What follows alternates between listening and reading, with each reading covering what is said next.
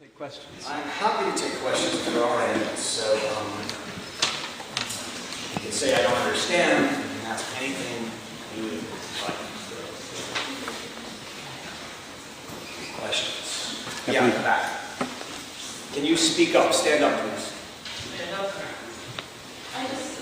The question is sort of, it seems like in the looking at the consequences of a corporation of a computer and technology, it all seems like it has to revolve around the complications of using them. And I wonder if you could speak a little bit to the processes of making and disposing of them. Like what is copper mining, what is uranium mining? It seems like so many of these technological debates revolve around what does it mean that we have them before our hands, and not maybe don't so much the processes of production of how to become them. Okay. So the question is about the distinction between using machines or technology, I guess, and making, producing. It's a good question. Which still seems very tied to the earth, right? Like we need to make these sort of copper from the earth. Like, Yeah. There's a lot to be said about this distinction between what we might call use and consumer society. So a consumer society is one in which all things only exist to be used and enjoyed, and where we have no other meaning in the world except to consume. And so what we want in a consumer society is things that don't last, disposable things, so that they die out and I can buy my new iPhone. And I get that thrill of doing so. Which is one of the reasons why in a consumer society we want natural disasters that are tragedies for many people, because they wipe things out and allow us to start over and buy new things. But in any case, there's much to be said about consuming and how it imagines humans. Producing as well.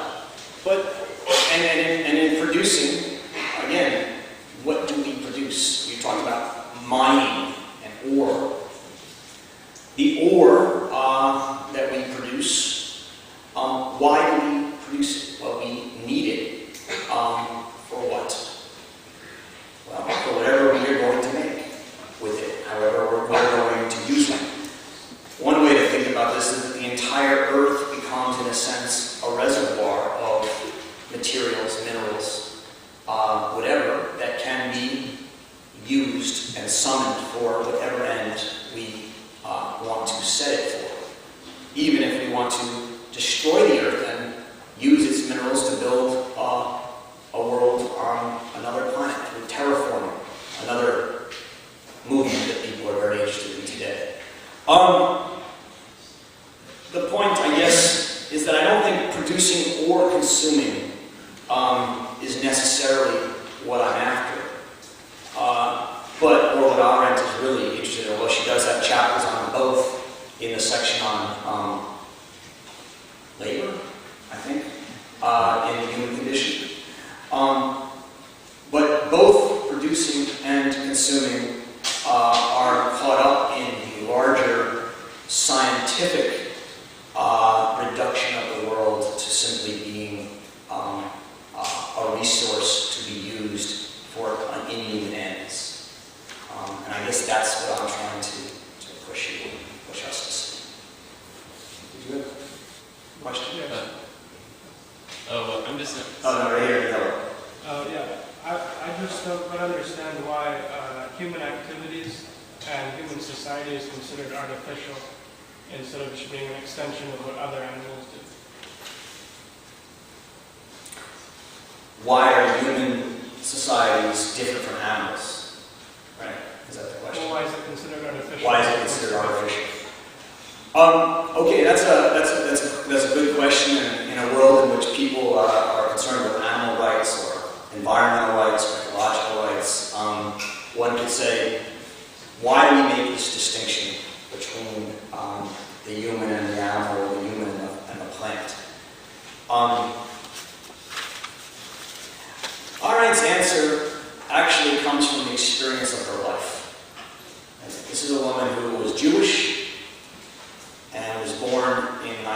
6, I think, and grew up and was briefly in a concentration camp in France after she had to flee Germany, made it to the United States, and thought a lot about what she called totalitarianism. Her first published book was called The Art of Totalitarianism. And in that book, one of what she calls the elements of totalitarianism is that the idea of humanity, the idea of mankind, as she sometimes calls it, disappeared. And therefore, it was very easy to justify killing, exterminating men, people. And she says that human rights has no answer to that. The idea that there are human rights, that humans are, in some sense, special and in need of protection, she says has no philosophical justification today. And she tries to provide one. She thinks it's imperative that we do so. And in order to do so, we have to say, in her mind, that there's something special, unique about humans that merits protection, that merits them being seen as worthy of some sort of protection. If we just, and she says, science undermines that, right? In the origins of totalitarianism, she gives 2 examples of how science undermines that. One is Darwin, right? Darwin, by saying that there is no specialness to humans, that humans are just one of many species and that they will be overcome, kicks out the doctrine that humans are actually different than animals and puts it on a continuum, just as you're saying. Similarly, Hobbes and his saying that man is not a rational being, right, as Aristotle and Kant had said, but simply a power-seeking proton in Hobbes' language, which can be measured and can achieve power or not, puts man onto the scale of animals seeking power, seeking to keep themselves alive, much more along the lines of the chain will to power. And she says these moves threaten the distinction of humanity or of mankind and make man vulnerable in an age in which we can do anything, in an age in which anything is possible, to the worst possible kinds of treatment and extinctions. So, you ask why we separate man and animals. And the answer is, there's no scientific, there's no provable distinction that I can give you or that Arendt can give you. There's a moral necessity in her mind to do so. Those who today celebrate the singularity and the possibilities it might break, or globalization, and the challenges that it offers to autonomy and humanity, do so for very good technocratic reasons. But in Arendt's view, and I think she's right, there are ethical reasons to hold on to the idea of humanity. Now, she draws her ground and says humans build the world in a way that animals don't. What she means by that, yes, of course, ants build ant holes, right? Or other animals can build burrows and houses and things. But it's not really that, although that's part of it. What she wants to argue, and again, this is now debatable within the current neurological scientific research, is that humans are the only animal with speech. Going back to Aristotle, zoon, ethane, logon, the animal that has logos, the power of speech or thinking. But she, following her teacher again, thinks of thinking not as logos, speech, not just as speaking, but as the gathering together of a world, of a group of people, into a polis, into a unity. Yeah, ants live in schools, or whatever they're called, and pods of whales and other things. But it's humans who build monuments to their past. Humans who create a world. All other animals, she says, don't have memory. Now again, she may be wrong. There are some animals that seem to remember. Elephants bury their young. few that do. But human beings remember. They build statues and, etc. And in remembering, they create a world that lasts potentially till eternity. No other animal does that, at least not even elephants. We don't know of any other animal that builds civilizations whose aspiration is to live forever. That, she says, is different.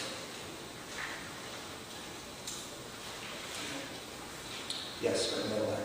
Darwin actually does allude to humans being unnatural because he says, in the principle of selection, which we see so Can you stand up and read more slowly?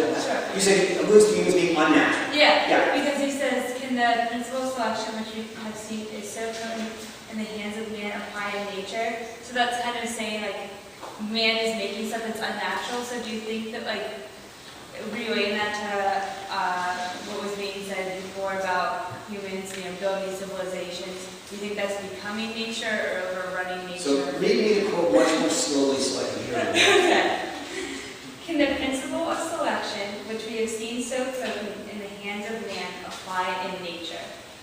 Okay, so what Darwin is saying there, if I understand it correctly, is that when he's studying doves, or I forget the birds he's studying, right? Or Pigeons. dogs, Pigeons. we select which ones are most useful, right, for carrying messages, right? That's what he's talking about here, right? And then in the last line of that is, can this principle of selection also be applied to nature? Right. Is there in nature, Darwin asks, a similar intelligence, right? Intelligent design, that makes such a selection? But do you think, I guess my question is, like, do you think what Arendt is saying is that we're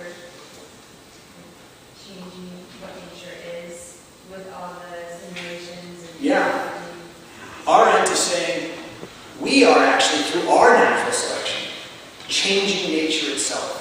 We are becoming like God, or we are becoming like nature in the Darwin example. We are actually now becoming the creators of nature, so that nature is no longer nature. It's now artifice, completely. That's her point, yes. Is that your question, or? Let me try and open it up in the yellow and black chip. We now have a microphone that can go around to assist with projection. Stand up. Yeah, so, do you think that there's a correlation between the evolution of humanity since, as you mark it, the Galileo scientific way, and the increase in the amount of mental diseases such as schizophrenia or depression? Like, thinking in both the artificial and the natural world at the same time produces some kind of dissonance in the mind? The question is the scientific way of thinking, which, in a sense, creates a kind of dissonance where we are despair and also hopeful of change. Is this producing mental disease, right? Or schizophrenia of some sort? Is that your question? Well, I guess in my mind, it's more of like having to think in both virtual reality and natural reality at the same time. Yeah, having to think in both virtual and actual reality. I'm not sure we're there yet. Virtual reality at this point is still in its infancy. I mean, depends what you mean by virtual reality. A good book sweeps you up in the book, right? A good movie should, in a way, almost take you out of the world into the world of the movie. But this pales in comparison to what we're about to have happen. We are going to have the option, and I think most of you will probably in your lives do this, of neural implantations, right? That actually alter the way your nervous system processes reality. That's going to be a radically new, that means that how you see the world is going to depend on what neural implants you buy. What that's going to mean, I have no idea. I think we're at this is, to me, exciting and scary. Right? That's what I'm trying to bring up. What will it do to humans? Will it make them crazy? I have no idea. Do some work. Yeah. So kind of on the other side of that question, with Google's new ideas of data overlay and connecting cloud computing and the data grid that we're forming to physical objects and to the world around us, doesn't that in a way end up making us more tied to the human condition and more tied to Earth rather than distancing ourselves? So if we walk around with our phone in front of us, and there's this new app on the iPhone, have you seen it, where you walk around, and as you walk around, it tells you what you're seeing through Google, right? And they're creating games now where you're supposed to follow things around, and it gives you messages. You're saying that ties us more to the real world? Is that good? I don't understand. You have to explain that to me. How does that tie us more to the real world?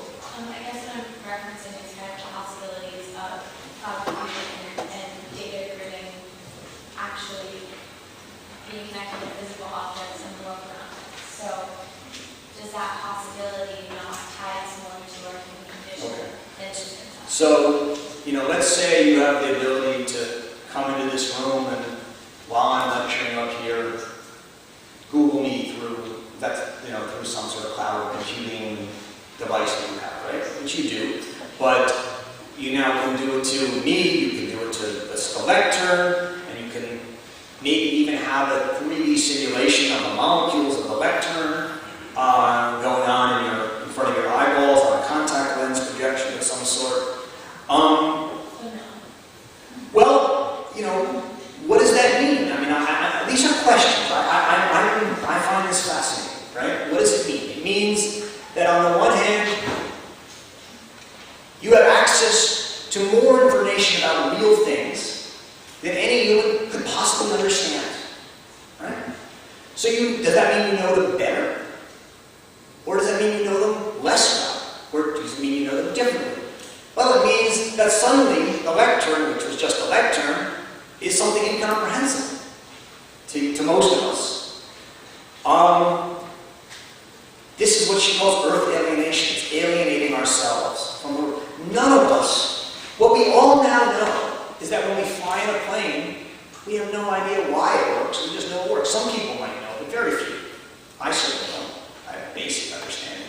But if I know that, I'm not going to know why my iPhone works or whatever. The point is, we now live in a world in which most of what we do, we just take for granted. Now, people could say, oh, well, isn't that the way it was before science, right? No one knew how the Earth moved or anything like that. It's just going back to a more natural, pre-scientific world. No. Why? Because in a natural, pre-scientific world, everyone didn't think they could know. We all know now that we don't know how it works, which is a modern kind of despair, a modern condition, not a pre-modern condition. It's a big difference. And that's what Arendt is talking about. Okay, Leo. You said that humanity, you asked in the beginning, is humanity important? Yeah. I think so, but if society is constantly progressing and science is constantly pushing us forward, where's the line in the artificial society? Does that change? The new artificial society that we are creating change what humanity is? Where's humanity sort of like a constant? Is our humanity a constant thing? If it is constant, how do we hold on to this humanity in the artificial society? Well, I think the answers depend on you asking the question. One of the things that I think, the reason we're having this conference in October is I think this is the question of our time. And it is now becoming not just a question of crazy people like Arendt or people who study her, but it's on the front page of the New York Times once a week now.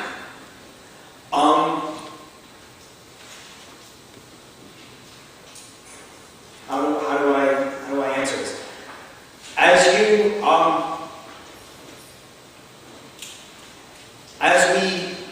As a scientist now works with biological material, cells, they don't just do graphs and data and look at it under a microscope. In fact, there's almost no experimentation left in much of science. It's all done through what's called computer simulation. They feed the data in, and the computer offers beautiful three-dimensional motions of cells and things that you can go online and watch these things.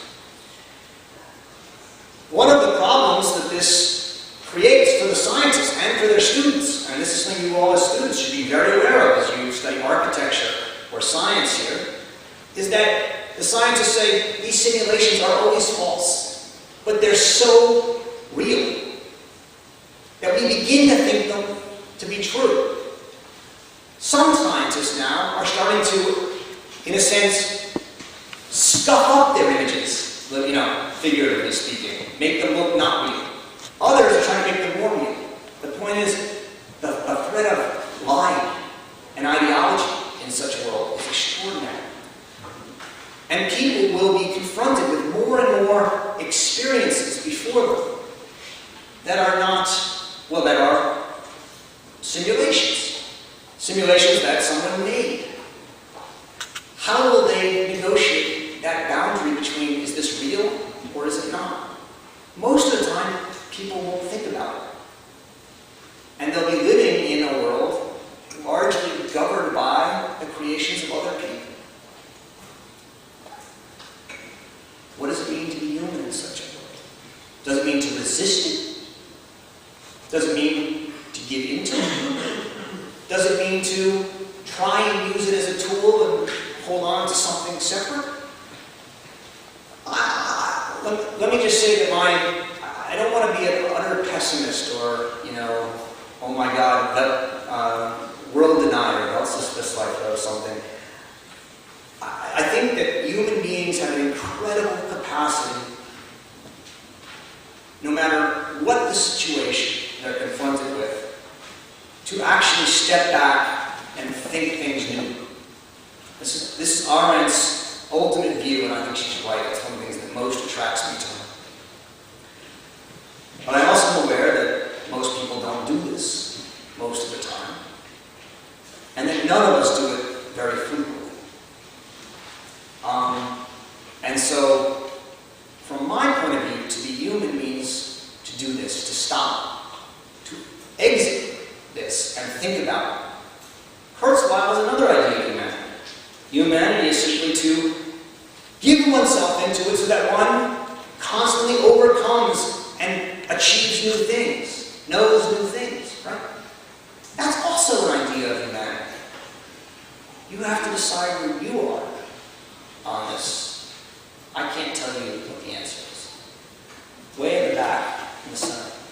Do you think the direction that humanity is going in, and by doing so, forcing the world to follow, is the only way that humanity can exist? Is it possible to begin to reject technology, surface society, countries, borders, as we know it, and revert to a more natural way of life, and a deeper connection to the earth, to the plants, to natures? Okay, good question. Can we resist this and go back to living in the woods, like the Unabomber? Or not like the other. What was that movie? Return to the Wild. Into the Wild, right? Did anyone see that? Obviously, some of you saw it. I think Into the Wild is a fascinating movie for precisely the reasons you asked. Here was a guy who, in a sense, felt this despair, that one aspect of it, at least, that I've been describing. He said, I'm going to go and live in the wild. And he died. Now, we can argue that he lived in those months that he lived in the wild more than most of us will live in our lifetimes. That doesn't mean I'm suggesting you all go try it. But it's something to think about. What does it mean to live?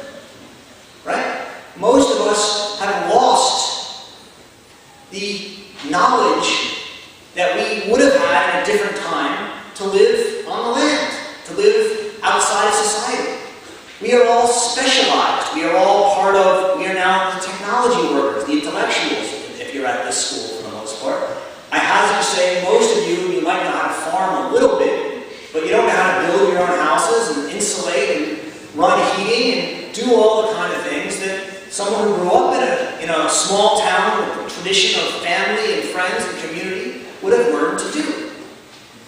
You know, I think the other example that I like to talk about along these lines is after post-Katrina New Orleans. A lot of my very close right-wing friends were very upset after New Orleans, right? Why did these people want the government to come in and do everything? Why didn't they just go out and put their lives back together? And let's give this view its due because it's a classic American idea. Pull up your bootstraps, right? And stop asking for handouts and do it. Get it done, just do it. It's an American idea. But what's the problem? If you try to do that in post-Katrina New Orleans, you get arrested. Because there are environmental laws that prevent you from doing that, and there are health and safety laws that prevent you from doing that, and there are security and safety laws that prevent people from going back to their homes. We live in a very complicated world. And it's very hard to turn the clock back. You can try, but it's very hard. And I think what we need to do is understand that this old sort of ideal of the, you know, the yeoman farmer, to use Ralph Waldo Emerson's phrase, well, there's something we still might want to hold on to in that idea. It needs to be at least thought through in a world in which the level of complexity in our lives means that we cannot do it alone. It's very hard, if not impossible, to live off the grid. Now, you can do off the grid, but you still have your cell phones and your generators and stuff. That's not really off the grid. It's almost impossible. I think. Prove me wrong. It's worth trying, even for a short period of time.